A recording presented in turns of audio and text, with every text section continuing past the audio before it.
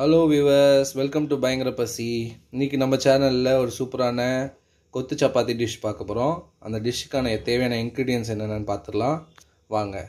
மிளகாத்தூள், தனியாத்தூள், கரம் மசாலா, மஞ்சத்தூள், கொத்தமல்லி, புதினா, இஞ்சி பூண்டு, அப்புறம் மீதி இருக்க சப்பாத்தி, 2 முட்டை, வெங்காயம், பச்சை மிளகாய், தக்காளி, இதெல்லாம் எடுத்துருக்கோம். வாங்க நம்ம வீடியோக்குள்ளே போகலாம்.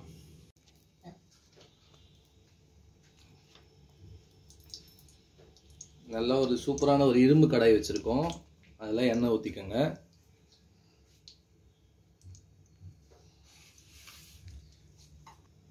எண்ணெய் நல்லா காஞ்சிருச்சு. எண்ணெய் காஞ்சோடனே இப்போ நம்ம வெங்காயம் போடலாம்.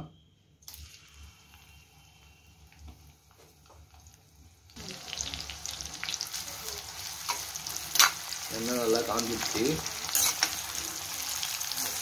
வெங்காயத்தை போட்டு நல்லா வதக்கிக்கோங்க.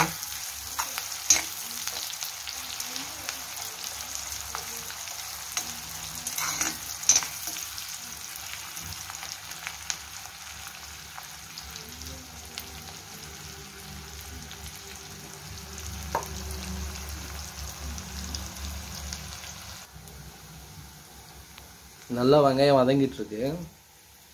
இது ஒரு இரும்பு கடாய். இது வந்து நம்ம ஃப்ளிப்கார்ட்டில் வாங்கினோம். இந்த ஃப்ரை இதெல்லாம் பண்ணால் சூப்பராக இருக்கும் இந்த கடாயில். வெங்காயம் நல்லா வதங்கணும். வதங்கின பிறகு நம்ம ஜிஞ்சர் கார்லிக் பேஸ்ட் போட போகிறோம். அடுத்தது என்ன போட போகிறீங்க?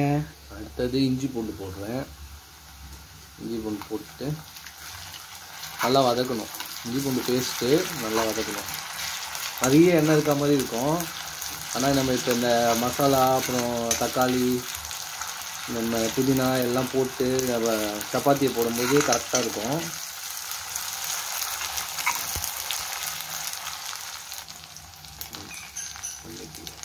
இப்போ தக்காளி போட்டுக்கலாம். தக்காளி போட்டு நல்லா வதக்குறாங்க.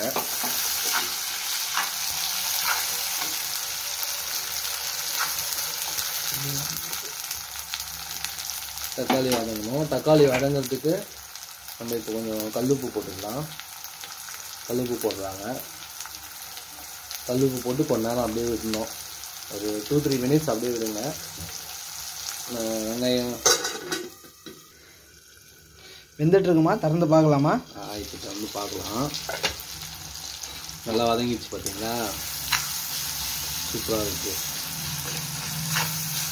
நல்லா வதங்கிடுச்சு. அடுத்து நம்ம இப்போ ஸ்பைசஸ்லாம் போடலாம். மிளகாத்தூள், தனியாத்தூள், மஞ்சத்தூள், கரம் மசாலாலாம் போட போகிறோம். ஃபஸ்ட்டு மஞ்சத்தூள் போடுறாங்க. இப்போ மஞ்சத்தூள், அப்புறம் தனியாத்தூள் போடுறாங்க. அதுக்கு மொத்தமாக சாய்ச்சிருக்கலாமே. மொத்தமாக சாய்க்கூடாதான், கொஞ்சம் கொஞ்சமாக சாய்க்கணும்பாங்க. எல்லாத்தையும் போட்டு சும்மா ஒரு சாட்டே பண்ண போகிறோம். வேறு லெவலில் இருக்குது. ஆனால் பார்த்தா எண்ணெய் அதிகமாக இருக்கிற மாதிரி தெரியுது. எண்ணெய்லாம் அதிகமாக இருக்காது. ஆக்சுவலாக பரோட்டாலாம் போட்ட பிறகு, சப்பாத்திலாம் போட்ட பிறகு கரெக்டாக இருக்கும்.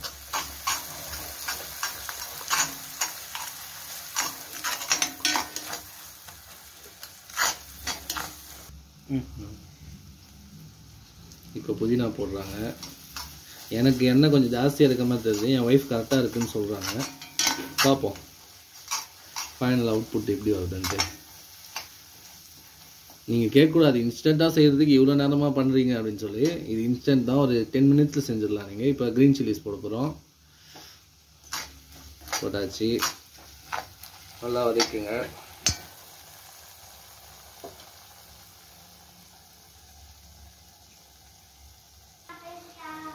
இப்போ முட்டை ஆட் பண்ணிக்கலாம். 2 பேருக்கு செய்கிறோம். 2 முட்டை போட போகிறோம். போடுங்க.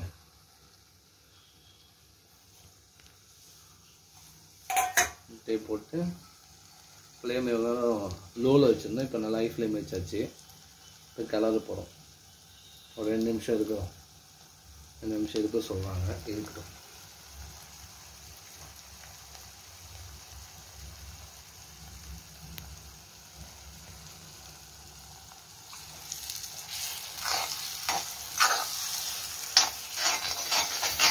கடையிலலாம் வாங்கி சாப்பிட்றத விட வீட்டில் செஞ்சு சாப்பிட்றது ஹெல்தி தான். ஸோ அதனால் நம்ம ஏன்னா ரீயூஸ்டு ஆயிலெலாம் யூஸ் பண்ண மாட்டோம் வீட்டில். ஸோ அதனால் கடையில் சாப்பிட்றதுக்கு வீட்டில் செஞ்சு சாப்பிடுங்க. அண்ட் மீன் டைம் இது பரோட்டா கிடையாது, சப்பாத்தி. ஹெல்த்தியாக, நோ ப்ராப்ளம். கொத்து பரோட்டா மாதிரி இருக்கும், அந்த டேஸ்ட்டில் இருக்கும். கொத்து பரோட்டா மாதிரி கொத்து சப்பாத்தி. ஆமாம். இப்போ வந்து சப்பாத்தி நம்ம கட் பண்ணி வச்சுருந்த சப்பாத்தியே போடுறோம். ஒரு 3 சப்பாத்தி இருக்கும், 3லேருந்து 4 சப்பாத்தி இருக்கும். நல்லா கட் பண்ணி வச்சிட்டோம், போட்டோம். இப்போ அதை வந்து மிக்ஸ் பண்ணுறோம்.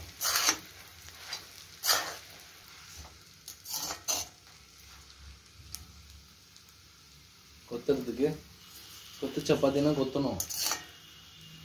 அது தோசை கல்லில் தானே கொத்துவாங்க. தோசை கல்லில் தான் கொத்துவாங்க. இங்கே நம்ம இரும்பு கடையில் தான் பண்ணுறோம். இது மோரோவர் தோசை கல்லில் செய்கிற மாதிரி இருக்கும்.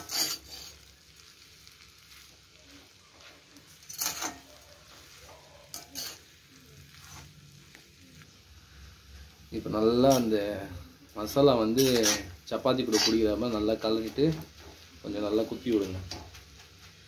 இப்போ நம்ம கொத்து சப்பாத்தின்ற பேருக்கு வந்து இது கொத்திட வேண்டியது தான், அதனால கொத்திட்டுருக்கோம்.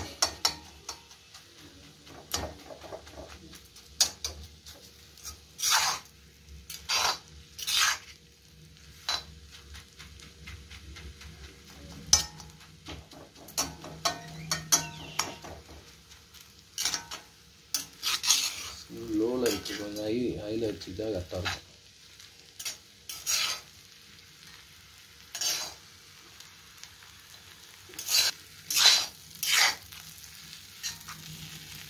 கடையில் சுத்தமாக அடி பிடிக்கல.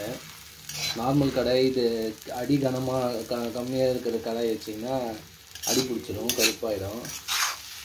இரும்பு கடைன்றதுனால நல்லா அடி பிடிக்காமல் இருக்குது. ஆக்சுவலாக இதெல்லாம் எங்கள் அம்மா சொல்லி கொடுத்தது எங்கள் ஒய்ஃப்க்கு.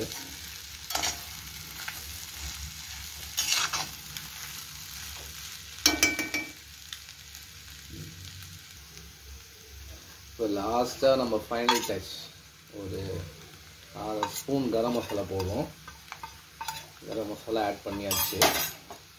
ஆட் பண்ணிட்டு அகைன் நம்ம கிளறோம். இப்போ எண்ணெய் சுத்தமாக இல்லை, கரெக்டாக தான் போட்டுருக்காங்கன்னு நினைக்கிறேன். கரெக்டாக இருக்குது எண்ணெய்.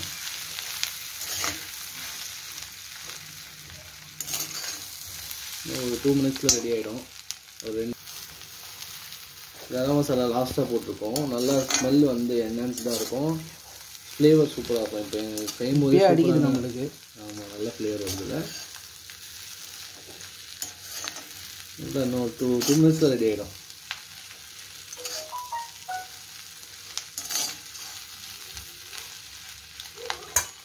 அவ்வளோதாங்க. ஓகே, நம்ம கொத்து சப்பாத்தி ஃபைனல் ஸ்டேஜ் வந்தாச்சு.